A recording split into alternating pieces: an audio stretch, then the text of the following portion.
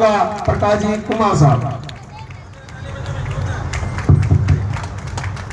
सबसे पहले तो समाज के इस भव्य कार्यक्रम में आए हुए सभी मेहमानों का मैं हार्दिक स्वागत करना चाहूँगा और थैंक यू सो मच मेरे को यहाँ बुलाने के लिए और काफ़ी अच्छा स्वागत किया आप लोगों ने। मेरे को यहाँ मोटिवेट करने के लिए बुलाया, बट उससे ज़्यादा मोटिवेटिंग ये मेरे लिए खुद के लिए था कि मैं यहाँ पे आऊँ और आप सबने ये स्वागत किया, तो ये मेरे को ज़्यादा मोटिवेट करता है कि मैं ज़्यादा अच्छा करूँ, क्योंकि अभी मेरे करियर की स्टार्टिंग ही हुई है। और जैसे यहाँ पे काफ़ी एक्सपीरियंस लोग हैं, मेरे को खैर इतना एक्सपीरियंस तो नहीं है क्योंकि अभी अभी हाल ही में सिलेक्शन हुआ है और कमिश्निंग पाई है मैंने, तो अभी तो मेरी जो करियर है वो भी स्टार्ट हुआ है। तो इनके एक्सपीरियंस से काफ़ी मुझे भी सीखने को मिलता है। जैसे इन्होंने बोला कि इन्होंने राजस्थान पुलिस में 9 साल की सर्विस दी, उसके बाद इन्होंने अपनी करियर चेंज किया, तो ऐसे हमें भी काफ़ी प्रेरणा मिलती है कि हम भी इनसे कुछ सीखें और आगे करें। खैर मेरे को जैसे मोटिवेट करने के लिए ये जो युवा बच्चे हैं इनको बुलाया, तो मोटिवेशन जो होता है वो बहुत छोटे से समय के लिए होता है, तो मोटिवेशन पे ज़्यादा फोकस ना करके डिसिप्लिन पे ज़्यादा फोकस करना चाहिए।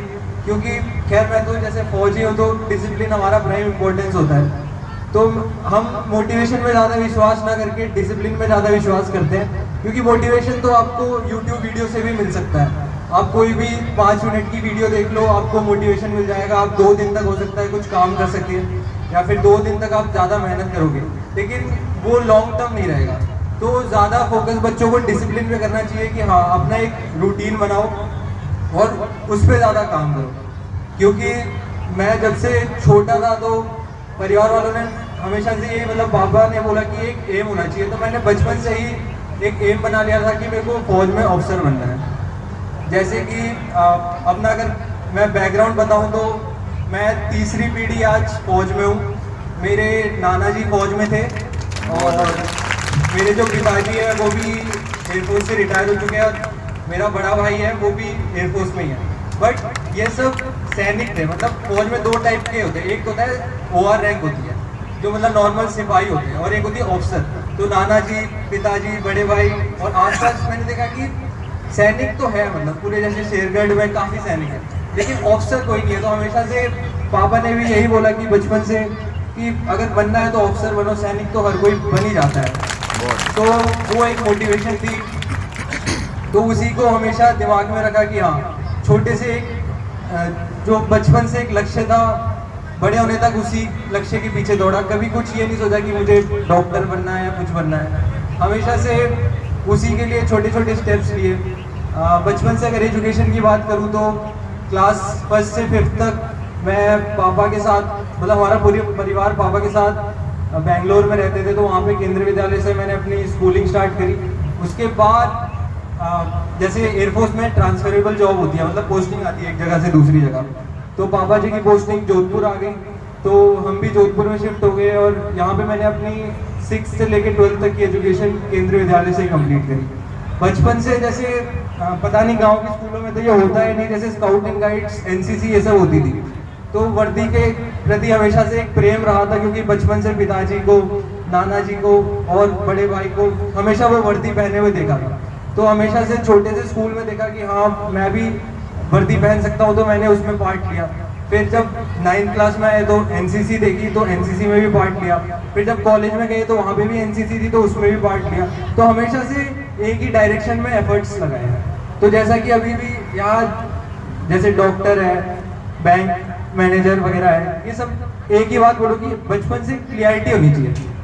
तो 2 चीज़ पे हमेशा फोकस करना। छोटे बच्चों को यही बोलना चाहूँगा कि अभी से सबसे पहला तो एक गोल बना लो कि मुझे लाइफ में करना क्या है। अगर मुझे डॉक्टर बनना है तो फिर उसी का सोचो, जो भी स्टेप्स है उसी के मतलब उसी डायरेक्शन में लो। हो सकता है आपको डॉक्टर बनना है और आप सब्जेक्ट को दूसरा ले लो, तो वो नॉलेज होनी चाहिए उस चीज़ की। दूसरा ये कि क्लियरिटी और करेज होना चाहिए। करेज यानी हौसला होना चाहिए। जैसे अब हो सकता है कि आपको कोई चीज़ बननी है, लेकिन अपने को पता रहता है कि अपन कितने पानी में है। जैसे कोई बच्चा 10वीं में पढ़ रहा है, अब माता पिता को तो ये लगता है कि वो काफ़ी छोटा है, लेकिन वो छोटा नहीं है, उसको पता है कि मैं कितना पानी में हूँ, मेरे में कितना दम है। क्योंकि उसे भी पता है कि उसके नंबर कैसे आए। अब जैसे यहाँ पे आपके 70% से ज़्यादा आए हैं, तो ये आपको सच्चाई पता है कि आपके कैसे आए। हो सकता है आपके मेहनत करके आए हैं या मेहनत करके ना भी आए हो, मतलब मोस्ट प्रॉब्ली आपने मेहनत ही करी होगी, बट जैसे मैं अगर अपना एग्जांपल दूं तो मेरे 80% से ज़्यादा कभी नहीं आए। अगर मैं जब 12th में था तो मेरे 68% थे, तो मैं परसेंटेज वगैरह में ज़्यादा विश्वास नहीं करता। दो बातें हमेशा से बचपन से जो सिखाई है वो तुम्हें भी बताऊंगा कि एक एम होना चाहिए लाइफ में, और उसको एम को पाने के लिए करेज होना चाहिए। तो इस दो बात को हमेशा याद रखना। छोटे से एक एम बना लो कि हाँ मुझे ये करना है, और उस एम को एक स्टेप आगे बढ़ाने के लिए वो करेज होना चाहिए, जिसको हम मतलब जिगरा भी कहते हैं कि हाँ मुझे ये करना है। क्योंकि बंदे ज़्यादातर ऐसे हार जाते हैं कि यार मेरा होगा या नहीं होगा। तो एक हमेशा से ये बात याद रखना कि अगर आपके जीवन में संघर्ष लिखा है तो आपके जीवन में जीत भी लिखी होगी, क्योंकि सूरज ढलता है तो सूरज उगता भी है। तो ये बात हमेशा याद रखना कि अगर आपके जीवन में अभी संघर्ष चल रहा है, ये बच्चों के लिए नहीं, इनफैक्ट जो कॉलेज में पढ़ाई कर रहे हैं या फिर जॉब कर रहे हैं, अगर अभी आपकी स्ट्रगलिंग फेज है तो विक्ट्री भी होगी ही होगी, ये श्योर है। और दूसरी बात, बच्चों को यही बोलना चाहूँगा कि अभी जैसे आप गांव वगैरह में रहते हो तो आपके आसपास काफ़ी लोग हैं, उनसे सीखने को मिलता है। जैसे यहाँ पे 10 पैरा के बुजुर्ग मेरे दादा के समान आए, मेरे को बोला कि मैं 10 पैरा में था, तो मुझे ये पता नहीं था, लेकिन जब से मेरे को पता लगा कि अच्छा 10 पैरा के भी मतलब हमारे समाज में भी लोग हैं, क्योंकि पैरा यूनिट फौज की सबसे एलीट यूनिट होती है।